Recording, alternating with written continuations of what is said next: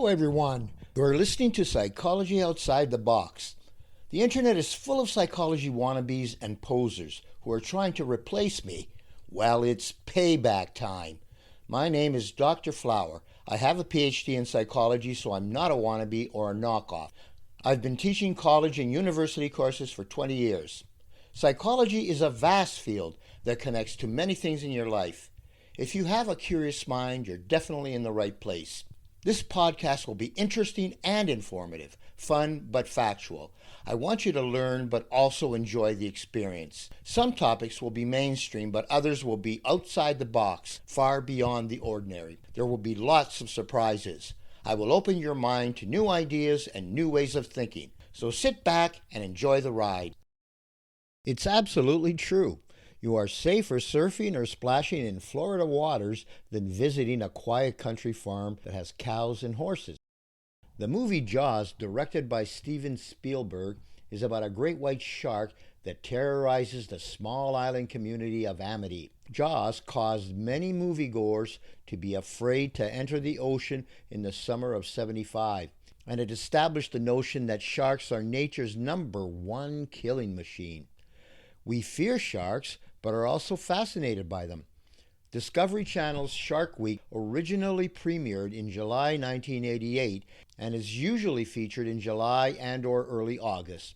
This show has remained popular for 35 years. For some of you, Shark Week has existed since before you were born. The day you were born, someone probably said, "Boy, I'm really looking forward to Shark Week this year." The earliest fossil evidence for sharks or their ancestors date back more than 400 million years. This means that they have been around at least 90 million years before trees and 190 million years before dinosaurs ruled the earth. They have lived through at least 5 mass extinctions that wiped out most other animals, so they are definitely survivors in the evolution lottery. Without doubt, sharks can be frightening creatures. They glide through the ocean with powerful bodies and rows of sharp teeth. Sharks have between 5 and 10 rows of growing teeth behind a front row of working teeth. They have sharp chompers, but they're not strong because they have no roots like ours do. They can easily be lost, but then teeth in the back move forward to replace the missing ones. Sharks go through tens of thousands of teeth in their lifetime. And they never get cavities because the surface of their teeth contains fluoride. That is the same ingredient found in a lot of toothpastes and mouthwashes. Sharks represent an example of a common fear that is wildly exaggerated. It's exciting, but the odds are incredibly small that this is how you're going to die. Worldwide, only about 6 people are killed by sharks each year on average. The number of confirmed shark fatalities was 10 in 2023, which is a bit higher than the average. More people are killed by cows or horses each year, about 20. But you are unlikely to see a Discovery Channel special called Cows That Kill or When Cows Attack. Also, more people die trying to take dramatic selfies. And bears are even less dangerous than sharks, even though they have a bad reputation.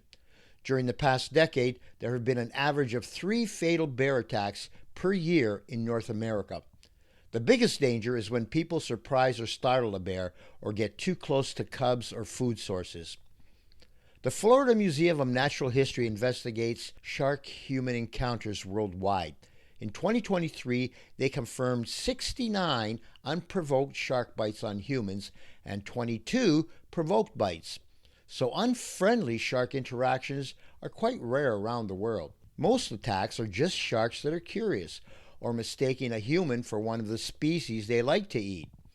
When they do take a nibble or a bite, they often spit it out because it just tastes gross, and then they go back to their normal diet. Out of more than 500 shark species, the big 3 are responsible for most attacks on humans: the great white, tiger, and bull sharks. It seems almost unbelievable that people must be told not to provoke a shark. Don't punch them, poke them in the eye, grab their fins or tail, and don't even try to kiss or tickle them. You won't like it if the shark gets angry. Just like the mean green rage machine called the Hulk. The Hulk will smash when angry, and the shark will bite. Everyone loves awards, except maybe for the Darwin Award. You have to die first to get it. It is given to individuals who remove themselves from the gene pool by dying in the dumbest ways. I gotta think that people who deliberately provoke sharks are very good candidates for this award. Consistent with long-term trends, the United States recorded the most unprovoked shark bites in 2023, with 36 confirmed cases, compared to 41 a year earlier. This represents more than 50% of the worldwide total. Florida has long been at the top of the global charts for the number of shark bites. It is really humans and not sharks who should have a reputation for being the world's deadliest killers. Millions of sharks are killed worldwide every year. Shark finning and overfishing are pushing sharks towards extinction. So there are a lot of reasons for sharks to be terrified of us humans. Sharks killed, millions. Humans killed, less than 10. Sharks are one of the planet's oldest species, with fossils dating back over 400 million years. Without sharks, ocean life as we know it today would cease to exist. The entire ocean ecosystem could fall out of balance. All living organisms need oxygen. With humans, the lungs filter oxygen from the air we breathe and transfer it into the bloodstream, and at the same time releasing carbon dioxide. With most, but not all fish, the gills do the same thing. Sharks have no lungs, but they need oxygen too. Dolphins and whales must swim up to the surface to breathe because they are mammals, but sharks filter oxygen from the water that surrounds them. The breathing process for sharks begins and ends with their gills, which they use to both get oxygen from water and rid their bodies of carbon dioxide. While some species of sharks do need to swim constantly, this is not true for all sharks. Some, such as the nurse shark, are able to push water over their gills when they are not moving, and so get their oxygen without swimming. As I mentioned before, sharks are an example of a common fear that is exaggerated. In reality, the odds are incredibly small that this is how you're going to die. This tendency to overestimate the probability of certain events is due to something called the availability bias. The availability bias is when we believe examples of things that come easily to mind are far more likely to occur than is actually the case.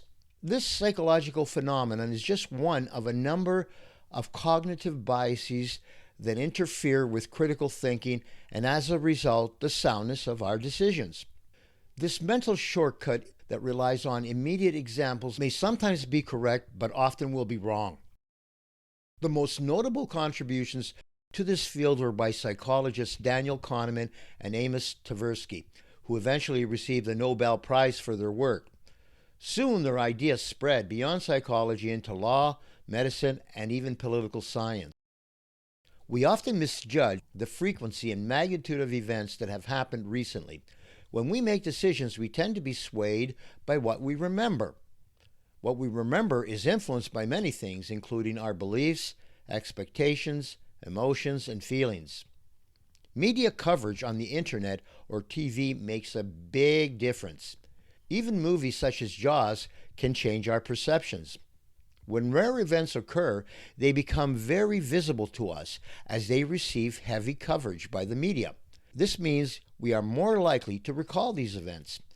If something is more easily recalled in memory, we may conclude that it will occur with a higher probability.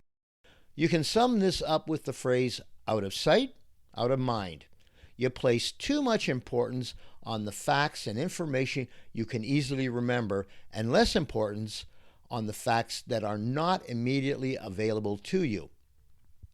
Aerophobia is a fear of flying and may produce extreme anxiety or even panic attacks. It's very common, affecting millions of adults in North America. Many of us will avoid flying because of the risk of airplane crashes. Yet very few people will avoid getting into a motor vehicle like they would an airplane. The reason plane crashes seem scarier is because they're typically treated with more gravity in news stories, and there's much more media coverage of them in general. Between 2011 and 2021, the number of airline deaths has averaged 327 per year worldwide. Just in the United States alone during the same period, the average number of deaths in motor vehicle accidents was above 35,000 per year. Based on these figures, the likelihood of dying in a car accident is more than 100 times greater than dying as a passenger on an airplane. Airplanes are a very safe way to travel, and their safety record has been improving in the past few decades. When a plane crashes, this tragedy is reported by media across the world. However, the media do not mention that every year there are 40 million flights that landed without any incident. Apparently, reporting good news is just not very interesting or exciting. On the other hand, more common occurrences such as car crashes, because they are so routine, often do not receive much attention, and thus are less readily available to our memory. Why do millions of people regularly buy lottery tickets? It's really not worth buying such tickets because the probability of winning is so small, just slightly better than zero. You are more likely to be struck by lightning or be killed by a hippopotamus. The hippo is even more dangerous than horses or cows. We buy lottery tickets because someone has to win, right? And it could be me. After all, I deserve it more than that other guy. I just had a brilliant thought. If I buy all the lottery tickets, then I can't possibly lose. It's a foolproof plan. No way for me to lose this time. Finally, I can buy a full tank of gas. A major reason why we buy lottery tickets is because lottery organizers spend so much time and energy publicizing those who've previously won. When people consider buying tickets, they think about all those who have won in the past whom they've seen on TV rather than the massive majority of those who haven't won. We never see their disappointed faces because that would ruin the illusion. Availability bias causes us to rate our own probability of winning much more highly, so we buy a ticket. It is easy to believe that winning the lottery is a far more likely occurrence than it actually is. Exposure marketing, where ads for products pop up all over the internet, will tend to work. It's not because the product is better or even cheaper. It works because all those ads put the product at the front of the customer's mind when making purchasing choices. The more frequently consumers are exposed to a product through advertising, the more easily accessible in memory that product will be when the consumer is making a buying decision. Familiarity increases availability and influences what we buy. These decisions may happen so rapidly and automatically that we are hardly aware of them at all. Companies will hire advertising agencies that can produce eye-catching commercials because this increases the ease of remembering and availability. They know that an interesting commercial is likely to stick in the minds of consumers and will be more easily activated when shopping.